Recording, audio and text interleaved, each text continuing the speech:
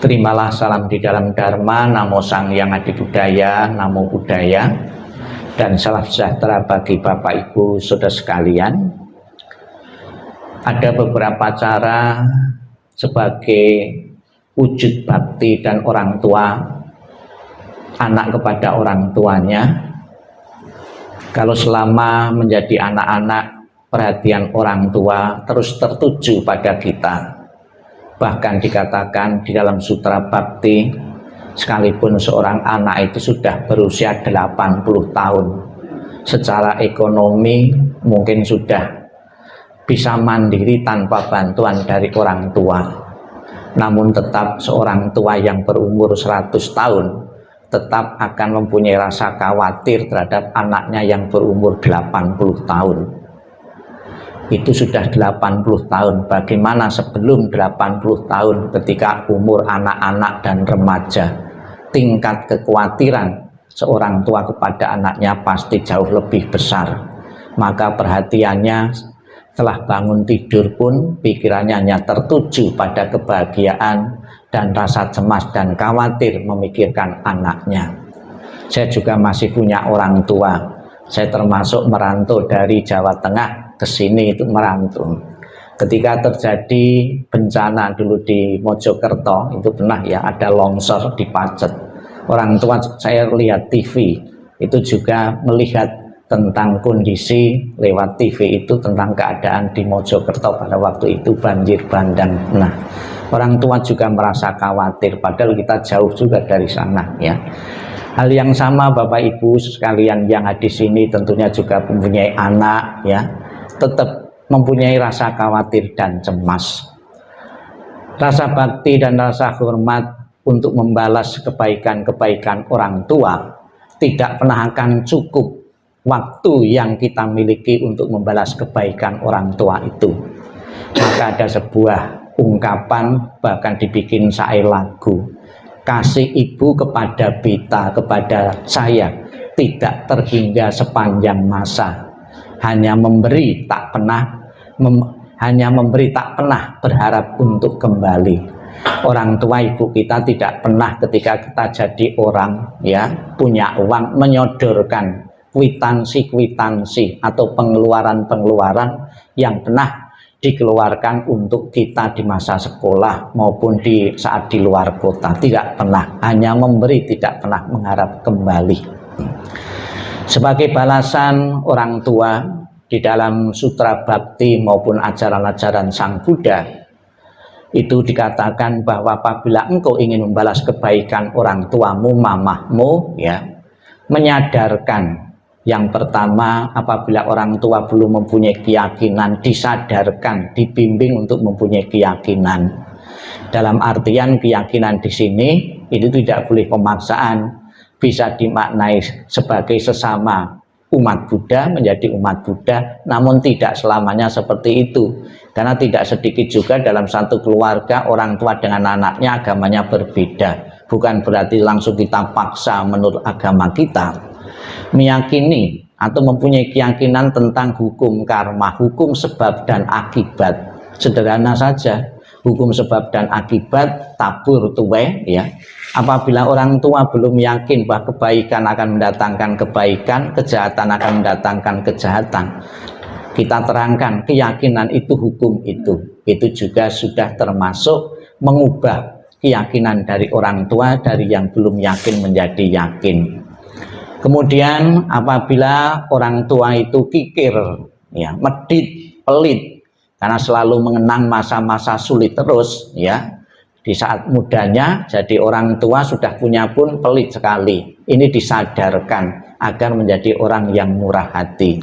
Dan masih banyak lagi kebaikan-kebaikan yang lain yang bisa kita laksanakan untuk sebagai balas budi anak kepada orang tua yang telah berkorban. Kemudian ada juga tadi dikatakan demi orang tua tulislah khotbah ini. Jadi yang saya baca ini adalah Sutra Bhakti yang berisi tentang bagaimana seorang anak itu bisa membalas kebaikan orang tua. Salah satunya adalah menulis sutra. Namun kata-kata ini juga harus dimaknai secara bijaksana, jangan sampai diterima mentah-mentah saja. Kita lihat kalau mau cetak-cetak buku dan mau dilimpahkan kebaikan pada orang tua itu, tanya dulu pengurus wihara. Jangan karena kitab suci ini langsung nyetak 1000, 2000 ya. Kitab suci ternyata di wihara sudah cukup banyak buku-buku Buddhis itu. Kapan hari ada yang WA, Bante, saya kapan hari kok membaca kok katanya bukunya itu masih kurang ya gitu. Saya mau nyetak ini gitu. Oh, kalau nyetak buku enggak usah, bukunya sudah numpuk-numpuk di wihara, dananya dialihkan di tempat, di seksi-seksi yang lain yang masih membutuhkan. Biasanya saya tawari seperti itu, sebab di buku perpustakaan sudah numpuk buku-buku, bahkan belum sempat dibuka juga saking banyaknya cetakan-cetakan buku-buku dhamma. Ini kan mubazir dana Anda ya, itu mencetak buku. Kemudian yang kedua, mengkumandangkan khotbah. Jadi kita mengajarkan tentang pesan-pesan moral Sang Buddha. Tadi ada dari salah satu keluarga tadi, Bante, saya buka-buka di HP kok ketemu mama saya bisa disembayangi gitu. Ya memang setiap puja bakti, kebaktian atau peringatan-peringatan kematian, biasanya saya bikin YouTube atau saya masukkan TikTok atau snack video dengan satu harapan, pesan-pesan moral Sang Buddha ya, ajaran-ajaran Sang Buddha itu sampai ke masyarakat, lebih banyak lagi orang yang tahu ya. Lebih-lebih saya lebih suka bahasa Indonesianya daripada bahasa Mandarin ya. Baca parita pun biasanya saya lebih banyak bahasa Indonesia daripada bahasa Mandarin, dengan satu tujuan, sabda-sabda Buddha itu bukan untuk dihafal untuk mengajari orang untuk jadi burung beo ya. Burung beo itu do hafal ya. Banyak sekali umat Buddha yang hafal parita, yangking, tapecu itu hafal, tapi maknanya, artinya itu banyak yang tidak tahu. Ini kan sayang sekali. Tujuan untuk merubah pola pikir umat Buddha tidak kesampaian. Tapi kalau kita langsung bahasa Indonesia, bisa merubah pola pikir umat Buddha yang tadinya tidak mempunyai bakti kepada orang tua, tersadarkan baktinya kepada orang tua. Kemudian juga di akhir-akhir ini saya juga setiap ada wisudi ya, itu sengaja saya bikin TikTok atau YouTube. Ternyata menginspirasi orang-orang yang lain, bahkan non-Buddhis pun tertarik untuk menjadi umat Buddha ya. Sekarang zamannya sudah berubah ya. Sekarang media sosial itu yang paling efektif ya untuk siar agama. Demikian pula Bapak Ibu sekalian, banyak hal yang bisa dilakukan seorang anak sebagai tanda bakti kepada orang yang telah meninggal. Apakah efektif kalau seseorang mendoakan, membantu orang yang telah meninggal? Itu tetap efektif. Memang lebih efektif dan lebih mengena ketika orang tua kita masih hidup. Maka jangan lupakan kesempatan bagi mereka-mereka yang masih punya orang tua ya, itu betul-betul kita bakti kepada orang tua. Ada contoh-contoh nyata yang betul-betul bisa membantu dari orang tuanya ini. Contohnya sendiri adalah Sang Buddha sendiri. Sang Buddha ketika ya telah mencapai penerangan sempurna, dia pun sempat berkunjung ke rumah orang tuanya. Raja Suddhodana itu sudah lanjut, sudah berumur. Sang Buddha pun di tengah-tengah kegiatan siar agama, dia pun datang ke istana untuk ketemu dengan ayahnya yang sudah tua ini. Ketemunya bukan bahkan makanan ya, tapi ngajar, membimbing Raja Suddhodana ini untuk mencapai pembebasan, untuk mencapai nibbana. Dibimbingnya ternyata berhasil ya, mencapai seorang yang telah mencapai kesucian arahat.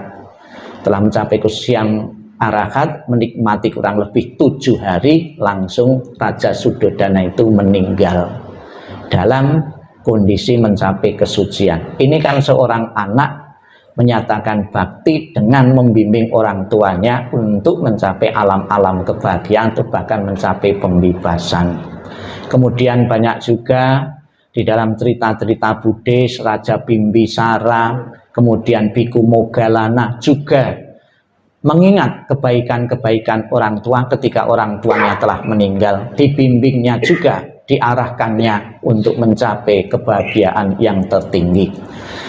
Semoga semangat yang sama dari putra-putri almarhumah Ibu Go Bik Jing pada kesempatan peringatan 100 hari ini sebagai tanda bakti dan hormat kita membimbing melalui doa-doa dan juga persembahan-persembahan saji-sajian makanan ini segera mengkondisikan arwah beliau untuk menempati alam surga bahagia, dan keluarga benar-benar merelakan, mengikhlaskan kepergian almarhumah menuju alam yang lain. Sadu, sadu, sadu.